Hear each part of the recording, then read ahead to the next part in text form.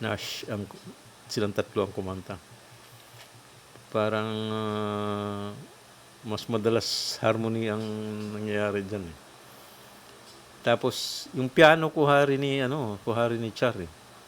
Kasi nung umagang yun daw, umalis sila si Graham Nash saka si Joni Mitchell. Umalis sila po. Nag-breakfast sila sa isang sikat na daily parang restaurant. Tapos pag uwi nila, may nadaanan silang parang antique store. May flower bush. May flower bush doon.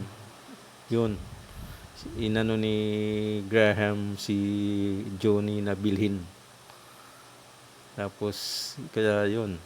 Nasama sa lyrics niya yun. Tapos, sandali lang kinumpos ni daw yung kantang yan eh. Ni Graham. Tapos, pero nirecord nila sa grupo niya. Kuhang-kuha nila Chen. Pati yung harmony, kuhang-kuha. Galing talaga tong mga batang to. Inaano ko nga kung magkakamali sila sa la la la la la la la la la la la la la la la la la la la. Kuhang-kuha eh. Mahirap yung ganun kasi paulit-ulit yun doon eh. Kuhang-kuha nila. Galing. Saan ka pa? Sa France rhythm na. Huwag na kayong lalayo.